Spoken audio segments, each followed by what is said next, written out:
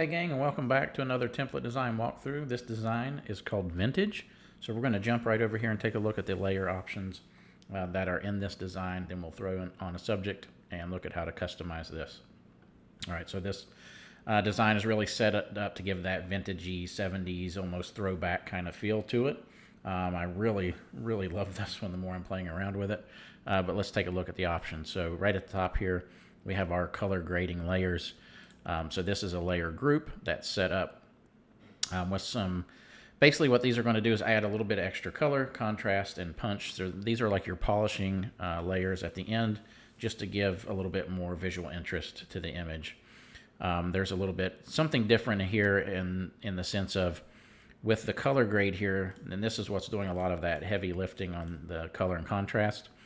I've added a layer in here, so this, if you look at the layer name, the color grade warmth control, this is meant to kind of knock down some of the warmer tones from the color grade. So if you're bringing your subject in rather warm, this is going to help control that.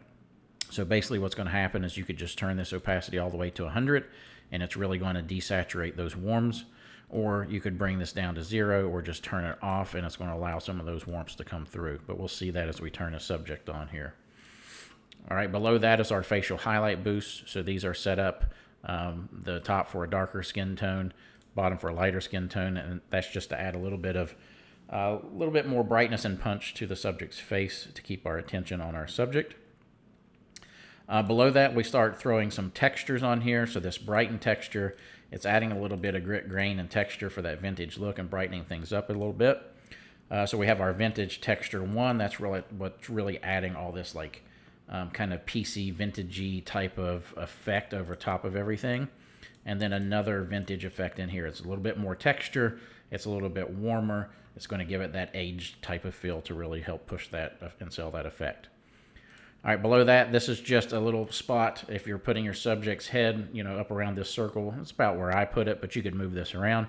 That's just adding a little bit of extra brightening to help compensate for some of these texture effects on here.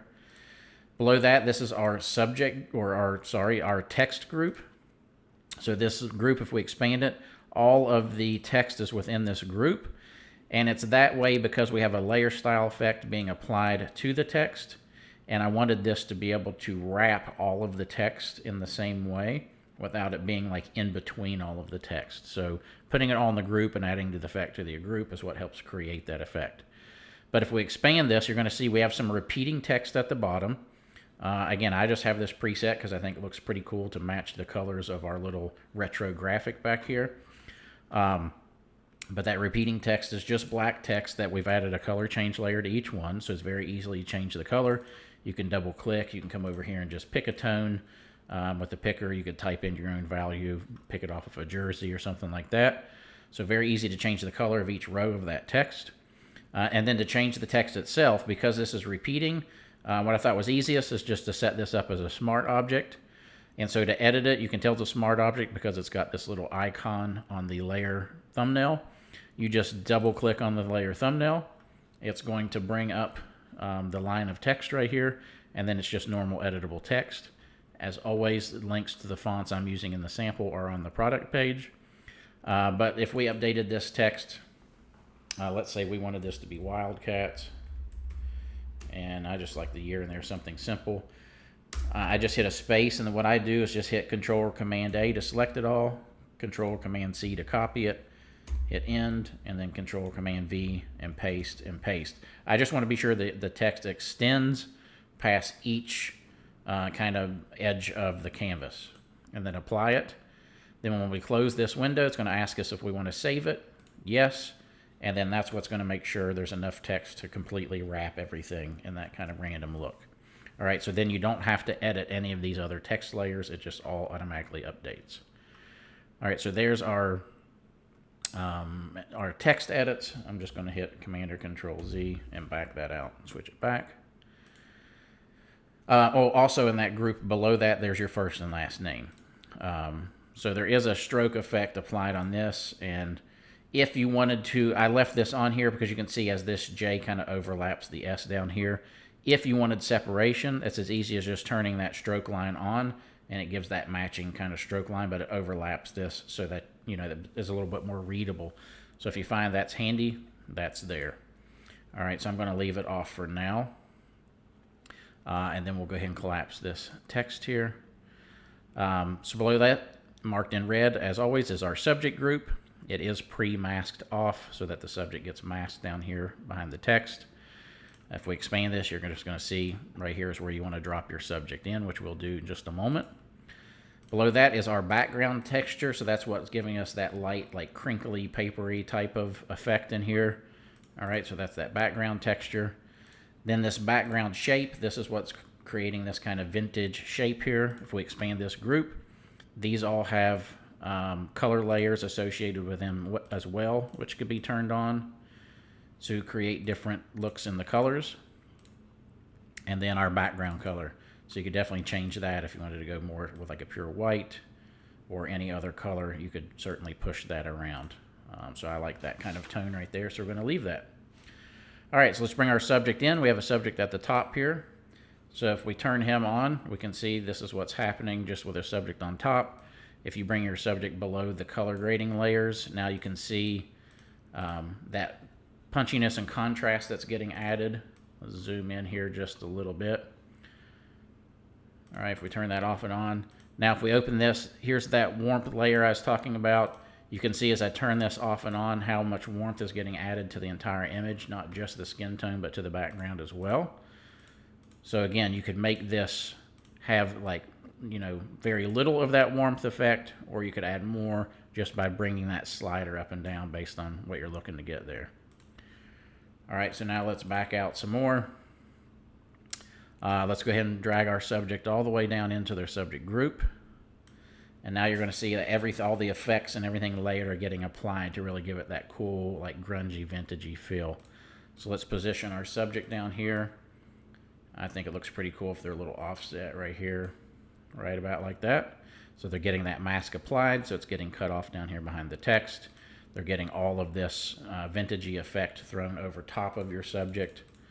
Again, if you wanted that to be less or more with some of that grit and grain and texture, you could always change some of these opacities up and down based on like what you're looking to get out of it.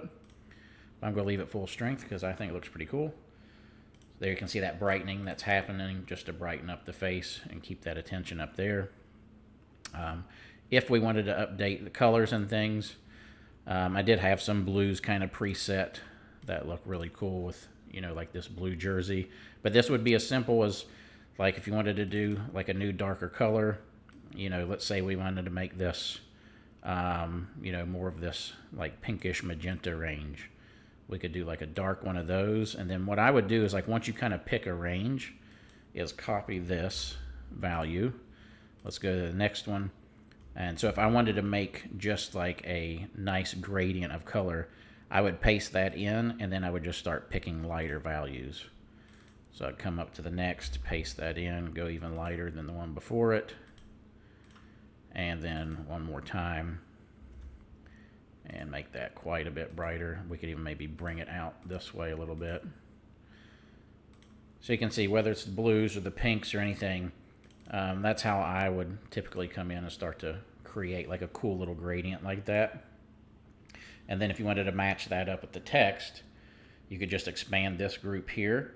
Then you could do it in the same order. You could do it in a reverse order. I kind of like the reverse order, which would be taking the darkest here and copying that, and then placing that on the top this way.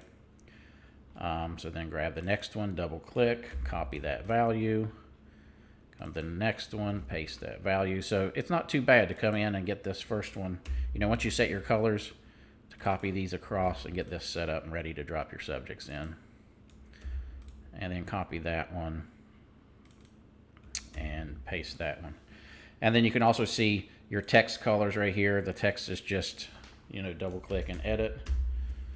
So if his name was Mark, we could change that, but then you could also just normal text color changes, or you could sample. So like if we wanted to sample that dark tone there, we could just pick that like so.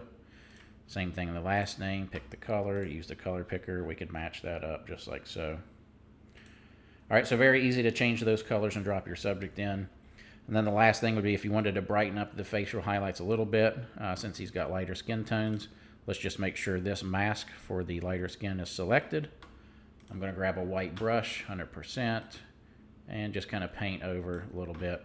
And that would just continue to bump those highlights up a little bit on the face. And then you could use your opacity to control just how much of that's showing.